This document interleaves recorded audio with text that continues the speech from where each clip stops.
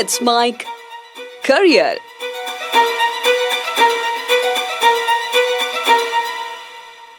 नमस्कार, let's mic नौकरी search में आपका स्वागत है। इस कार्यक्रम में हम केंद्र और राज्य सरकारों द्वारा अलग अलग विभागों में निकाली गई सरकारी भर्तियों और इसके अलावा प्राइवेट सेक्टर में निकाली गई विभिन्न नौकरियों के बारे में चर्चा करते हैं। आज हम बात करने वाले हैं बिहार सरकार के द्वारा पुलिस विभाग में ड्राइवर के पद पर भर्तियां निकाली गई हैं। अब देखते हैं जानकारी को विस्तार से। अगर आप बिहार सरकार के गृह विभाग की वेबसाइट पर जाएंगे csbc.bihar.gov.in, इस पर आपको एक विज्ञापन दिखाई देगा। इसमें सबसे ऊपर बताया गया है कि ऑनलाइन आवेदन प्रक्रिया शुरू कब से होगी और इसकी अंतिम तिथि क्या है। ऑनलाइन आवेदन पत्र भरने की प्रक्रिया 21/7/2025 यानी कि 21 जुलाई से शुरू हो चुकी है और ऑनलाइन आवेदन करने की अंतिम तिथि 20/8/2025 यानी कि 20 अगस्त रखी गई है। अब जानते हैं जानकारी को विस्तार से। सबसे पहले जानते हैं कि कुल कितने पदों पर यह भर्ती निकाली गई है और उनमें किस वर्ग को यानी कि आरक्षण की कौन सी श्रेणी को कितने पद आवंटित किए गए हैं। बिहार सरकार के द्वारा बिहार पुलिस में ड्राइवर के पद पर, ड्राइवर कांस्टेबल के पद पर कुल 4,361 पदों पर यह भर्ती निकाली गई है।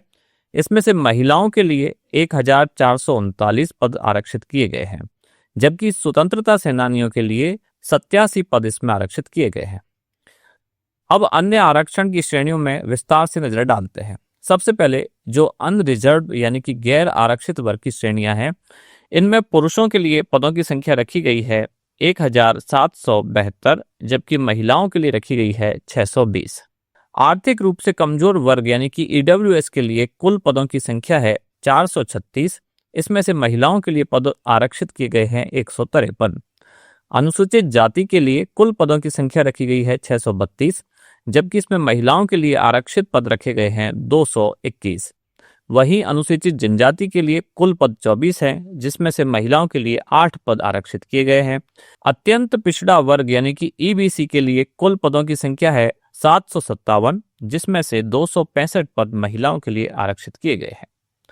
इसके अतिरिक्त पिछड़ा वर्ग और साथ ही इसमें ट्रांसजेंडर सहित कुल 492 पद रखे गए हैं, जिसमें से महिलाओं के लिए आरक्षित पदों की संख्या है 172। पिछड़े वर्ग की महिलाओं के लिए 248 पदों की संख्या रखी गई है। आइए अब जानते हैं कि चालक सिपाही के पद पर आवेदन हेतु आवश्यक पात्रताएं क्या क्या हैं। सबसे पहले भारतीय नागरिक होना आवश्यक है। अब नजर डालते हैं शारीरिक मापदंड पर। गैर आरक्षित और पिछड़ा वर्ग के जो पुरुष अभ्यर्थी हैं, इनकी न्यूनतम ऊंचाई 165 सेंटीमीटर और सीना 81 सेंटीमीटर बिना फुलाए, जबकि सीना फुलाकर 86 सेंटीमीटर होना आवश्यक है। अत्यंत पिछड़ा वर्ग के पुरुष अभ्यर्थियों के लिए न्यूनतम ऊंचाई 160 सेंटीमीटर रखी गई है, बिना फुलाए सीना 81 सेंटीमीटर और फुलाकर 86 सेंटीमीटर, ये न्यूनतम सीमा है। अनुसूचित जाति एवं अनुसूचित जनजातियों के पुरुष अभ्यर्थियों के लिए न्यूनतम ऊंचाई 160 सेंटीमीटर, सीना बिना फुलाए 79 सेंटीमीटर और फुलाकर 84 सेंटीमीटर। भारतीय मूल के गोरखा, इनके लिए न्यूनतम ऊंचाई 160 सेंटीमीटर, सीना बिना फुलाए न्यूनतम 79 सेंटीमीटर और सीना फुलाकर न्यूनतम 84 सेंटीमीटर होना चाहिए। सभी वर्गों की महिला अभ्यर्थियों के लिए न्यूनतम ऊंचाई 155 सेंटीमीटर इसमें रखी गई है। साथ ही इसमें एक नोट भी दिया गया है कि सीने की माप में बिना फुलाए और फुलाने के बाद जो अंतर है वो 5 सेंटीमीटर न्यूनतम होना अनिवार्य है। सभी वर्गों की महिला अभ्यर्थियों के लिए न्यूनतम वजन इसमें 48 किलोग्राम होना आवश्यक रखा गया है। साथ ही ट्रांसजेंडर अभ्यर्थियों के लिए शारीरिक मापदंड महिला अभ्यर्थियों के समान ही लागू होंगे। अब बात करते हैं शैक्षणिक योग्यता। चालक सिपाही के मूल पद पर भर्ती हेतु न्यूनतम शैक्षणिक योग्यता इंटरमीडिएट यानी कि 10+2 या उसके समकक्ष परीक्षा पास करना अनिवार्य है। इसके अतिरिक्त आपके पास ड्राइविंग लाइसेंस भी होना चाहिए, जो कि हल्का मोटर वाहन यानी कि LMB या फिर भारी मोटर वाहन यानी कि HMB चलाने का आपके पास एक लाइसेंस होना चाहिए। आयु सीमा की बात करें तो गैर आरक्षित कोटि के न्यूनतम उम्र है 20 वर्ष और अधिकतम आयु रखी गई है 25 वर्ष। पिछड़ा वर्ग कोटि और अत्यंत पिछड़ा वर्ग के कैंडिडेट के लिए इसमें भी पुरुषों के लिए न्यूनतम आयु 20 वर्ष और अधिकतम आयु 27 वर्ष रखी गई है। पिछड़ा वर्ग और अत्यंत पिछड़ा वर्ग कोटि की महिलाओं के लिए न्यूनतम आयु 20 वर्ष और अधिकतम आयु 28 वर्ष रखी गई है। अनुसूचित जाति, अनुसूचित जनजाति कोटि के अभ्यर्थियों के लिए, साथ ही ट्रांसजेंडर कोटि के अभ्यर्थियों के लिए न्यूनतम आयु 20 वर्ष और अधिकतम आयु 30 वर्ष रखी गई है। अब नजर डालते हैं कि चयन के लिए प्रक्रिया क्या है या परीक्षा की संरचना क्या है। चयन के लिए परीक्षा संरचना। इस परीक्षा में पहला चरण लिखित परीक्षा के माध्यम से आयोजित किया जाएगा। अब इस परीक्षा के पाठ्यक्रम पर अगर नजर डालें तो इसमें सामान्य ज्ञान और समसामयिक मुद्दों से लगभग 60% प्रश्न पूछे जाएंगे, जबकि शेष 40% प्रश्नों में मोटर अधिनियम या फिर अन्य सुसंगत नियमावली के अधीन तथा यातायात के चिन्हों और संकेतों से संबंधित 20 प्रश्न पूछे जाएंगे। साथ ही विभिन्न गाड़ियों के पार्ट, पुर्जे, लुब्रिकेटिंग, रखरखाव, इससे संबंधित भी आपसे 20 प्रश्न पूछे जाएंगे। पाठ्यक्रम csbc.bihar.gov.in पर विस्तार से देखा जा सकता है। लिखित परीक्षा 100 अंकों की होगी। 2 घंटे के एक प्रश्न पत्र में कुल 100 प्रश्न होंगे, जिसमें से प्रत्येक सही उत्तर के लिए 1 अंक दिया जाएगा। परीक्षा OMR शीट आधारित होगी। अब इसके साथ साथ इसमें न्यूनतम प्राप्तांक भी बताए गए हैं। गैर आरक्षित वर्ग के अभ्यर्थियों को न्यूनतम 40% अंक लाना अनिवार्य है, जबकि पिछड़ा वर्ग के अभ्यर्थियों के लिए न्यूनतम प्राप्तांक 36.5%, जबकि पिछड़ा वर्ग एनेक्जर 1 के कैंडिडेट्स के लिए न्यूनतम प्राप्तांक 34%, अनुसूचित जाति, जनजाति और महिला वर्ग के अभ्यर्थियों के लिए न्यूनतम प्राप्तांक 32% रखे गए हैं। ये न्यूनतम प्राप्तांक प्राप्त करने के बाद ही आप शारीरिक दक्षता परीक्षा में शामिल हो पाएंगे, अन्यथा आपको शारीरिक दक्षता परीक्षा के लिए असफल घोषित कर दिया जाएगा। अब नजर डालते हैं परीक्षा का दूसरा चरण, जो कि PET यानी कि शारीरिक दक्षता परीक्षा के रूप में जाना जाता है। लिखित परीक्षा में जो कैंडिडेट पास हुए हैं वही शारीरिक दक्षता परीक्षा के लिए बुलाए जाएंगे। अब नजर डालते हैं शारीरिक दक्षता परीक्षा के लिए क्या क्या कंडीशन है। सबसे पहले दौड़। तो सभी कैटेगरी के पुरुषों के लिए 1 मील यानी कि 1.6 किलोमीटर की दौड़ 7 मिनट में पार करना अनिवार्य है, और सभी कैटेगरी की महिलाओं के लिए 1 किलोमीटर की दौड़ 7 मिनट में पूरी करना अनिवार्य है।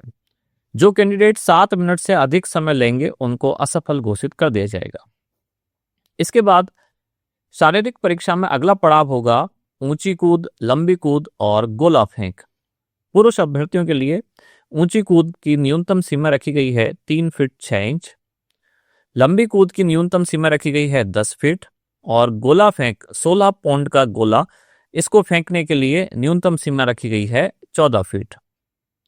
महिला उम्मीदवारों के लिए ऊंची कूद की न्यूनतम सीमा 2 फीट 6 इंच, लंबी कूद की न्यूनतम सीमा 7 फीट और गोला फेंक यहाँ 12 पाउंड का गोला महिलाओं के लिए है और इसकी न्यूनतम सीमा रखी गई है 8 फीट। यहाँ भी एक नोट डालकर बात कही गई है कि ट्रांसजेंडर अभ्यर्थियों के लिए शारीरिक दक्षता परीक्षा के मानदंड महिला अभ्यर्थियों के समान ही होंगे। एक और खास बात यह है कि जो अभ्यर्थी दौड़ पूरी कर पाएंगे वही आगे गोला फेंक, ऊंची कूद और लंबी कूद प्रतिस्पर्धाओं में भाग ले पाएंगे। अगर आप दौड़ में असफल हो गए तो आप असफल घोषित कर दिए जाएंगे, अगली प्रतियोगिता में आप भाग नहीं ले सकते। अब इसमें तीसरा चरण है जो कि मोटर वाहन चालन संबंधी दक्षता की जांच करता है। तो जो कैंडिडेट लिखित परीक्षा और शारीरिक दक्षता परीक्षा में सफल हो जाएंगे वही इसमें मोटर वाहन चालन संबंधी दक्षता परीक्षा में बुलाए जाएंगे। अब इसमें क्या क्या होगा, तो इसमें आपकी ड्राइविंग स्किल की जांच की जाएगी कि आप गाड़ी कैसे चलाते हैं। ये जो परीक्षा है इसके अधिकतम 100 अंक निर्धारित किए गए हैं। यहाँ कैंडिडेट को एक ड्राइविंग टेस्टिंग ट्रैक दिया जाएगा और उस आधार पर ही आपकी ड्राइविंग स्किल चेक की जाएगी। जैसे जीप चलाने के लिए क्षमता बताई गई है, इसके लिए 40 अंक निर्धारित हैं। जैसे 1 मिनट के समय में 3 गियर बदलकर आपको गाड़ी चलानी है, इसके लिए आपको 40 अंक मिलेंगे। 5 गियर पर 32, 1 मिनट से पहले परंतु 2 मिनट तक 5 गियर चेंज करने पर 24 अंक, 2 मिनट से अधिक समय परंतु 3 मिनट तक 5 गियर बदलने पर 16 अंक आपको मिलेंगे। ऐसे ही कार चलाने की क्षमता के लिए 40 अंक दिए गए हैं और ऐसे ही भारी वाहन यानी कि बस या ट्रक की चलाने की क्षमता जांच के लिए अधिकतम आपको 20 अंक निर्धारित किए गए हैं। चौथा जो इसका चरण है ये है दस्तावेज सत्यापन, यानी कि तीनों चरण पास करने के बाद आपके डॉक्यूमेंट्स का वेरिफिकेशन किया जाएगा कि आपने शैक्षणिक अर्हता, उम्र, वाहन चालन संबंधी आपका जो ड्राइविंग लाइसेंस है, ये सभी या आरक्षण संबंधी जो आपके दावे हैं ये सभी सत्य हैं। तो आपके जब सारे डॉक्यूमेंट्स चेक हो जाएंगे उसके बाद आपको इसके लिए पात्र घोषित कर दिया जाएगा। अब इसमें कौन कौन से दस्तावेज आपके लिए आवश्यक हैं, जैसे कि वैध फोटोयुक्त पहचान पत्र यानी कि आधार कार्ड या ड्राइविंग लाइसेंस, मतदाता पहचान पत्र आदि, जन्मतिथि प्रमाण पत्र के रूप में मैट्रिक या उसके समकक्ष परीक्षा का सर्टिफिकेट, इंटरमीडिएट या समकक्ष परीक्षा का प्रमाण पत्र। इसके अलावा अनुसूचित जाति या अनुसूचित जनजाति वर्ग के अभ्यर्थियों के लिए उनका जाति प्रमाण पत्र और साथ ही स्थायी आवास प्रमाण पत्र। पिछड़ा वर्ग और अत्यंत पिछड़ा वर्ग आरक्षण वर्ग के अभ्यर्थियों के लिए जाति प्रमाण पत्र और स्थायी आवास प्रमाण पत्र। इसके अलावा अगर आप क्रीमी लेयर या नॉन क्रीमी लेयर में आते हैं तो इसका भी संबंधित प्रमाण पत्र आपको देना होगा। आर्थिक रूप से जो कमजोर वर्ग के अभ्यर्थी हैं यानी कि ईडब्ल्यूएस वर्ग के कैंडिडेट, इनको 2024-25 वर्ष के लिए बिहार सरकार की जो अधिसूचना जारी की गई थी 2622, जो कि दिनांक 26/2/2019 को जारी की गई थी, इसके आधार पर अपना एक प्रमाण पत्र देना होगा, साथ ही स्थायी आवास प्रमाण पत्र अपना जमा कराना होगा। ट्रांसजेंडर अभ्यर्थियों को अपने ट्रांसजेंडर होने संबंधी पहचान प्रमाण पत्र देना होगा। इसके अलावा अपना स्थायी आवास प्रमाण पत्र भी जमा कराना होगा। अब बात करते हैं कि मेरिट लिस्ट यानी कि मेधा सूची किस तरह से बनाई जाएगी। लिखित परीक्षा, उसके बाद शारीरिक दक्षता परीक्षा, इसके आधार पर ही आपकी मेरिट लिस्ट बनाई जाएगी। लिखित परीक्षा केवल शारीरिक दक्षता परीक्षा के लिए क्वालिफाइंग मानी जाएगी और शारीरिक दक्षता परीक्षा, उसके बाद मोटर वाहन दक्षता परीक्षा एवं दस्तावेज सत्यापन के लिए अर्हत मानी जाएगी। अब अगले पॉइंट पर आते हैं, यह है आवेदन शुल्क, यानी कि फॉर्म भरने के लिए आपको कितने रुपए जमा कराने होंगे। अगर आप बिहार में अनुसूचित जाति जनजाति इस कैटेगरी के कैंडिडेट हैं, या फिर आप राज्य के मूल निवासी सभी वर्ग की या सभी कोटि की महिला कैंडिडेट हैं, या ट्रांसजेंडर अभ्यर्थी हैं, इन सभी को आवेदन के रूप में 180 रुपये शुल्क देना होगा। इसके अतिरिक्त सभी कैटेगरी के जो कैंडिडेट हैं इनको 675 रुपये आवेदन शुल्क के रूप में जमा कराने होंगे। अब कट ऑफ डेट्स कौन कौन सी है इनकी बात कर लेते हैं। न्यूनतम आयु सीमा काउंट करने के लिए जो कट ऑफ डेट रखी गई है यह है 1 अगस्त 2025। शैक्षणिक अर्हता के लिए जो डेट रखी गई है यह है 20 अगस्त 2025। ड्राइविंग लाइसेंस के लिए इसकी प्राप्ति के लिए जो डेट रखी गई है यह है 17/7/2024। जाति एवं निवास प्रमाण पत्र के लिए जो डेट रखी गई है यह है 20 अगस्त 2025। क्रीमिलेयर सहित जो प्रमाण पत्र हैं बाकी के, इन सभी के लिए डेट रखी गई है 20 अगस्त 2025। ऐसे ही ईडब्ल्यूएस वर्ग के कैंडिडेट के लिए भी डेट रखी गई है 20 अगस्त 2025। ट्रांसजेंडर का प्रमाण पत्र हो या फिर स्वतंत्रता सेनानी की बातें हो, इन सब के लिए कट ऑफ डेट जो रखी गई है यह है 20 अगस्त 2025। अब ऑनलाइन आवेदन पत्र भरने संबंधी निर्देशों पर नजर डालते हैं। तो ऑनलाइन आवेदन प्रारंभ करने की तिथि है 21/7/2025, जबकि ऑनलाइन आवेदन भरने की अंतिम तिथि है 20/8/2025।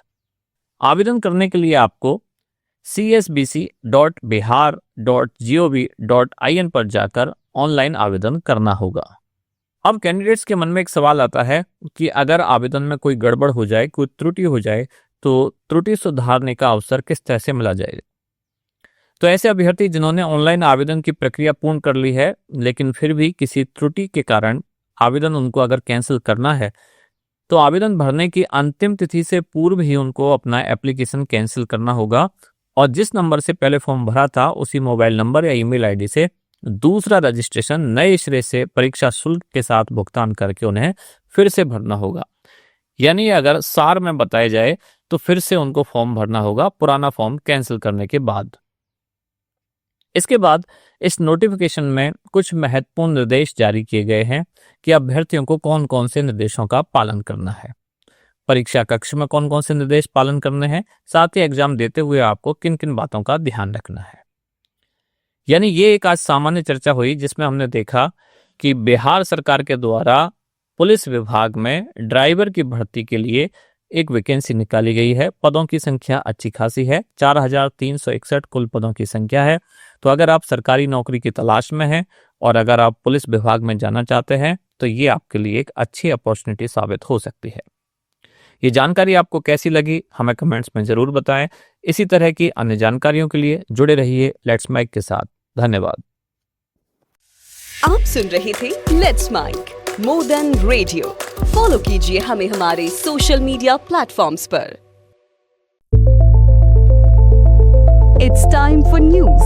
It's time for more than radio. Presenting the first radio news app, Let's Mic.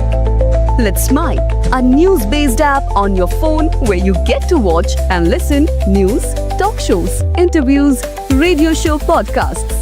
On Let's Mic, you get all relevant information of TV, print, radio, podcast, and digital. Let's Mic talks about every segment of life.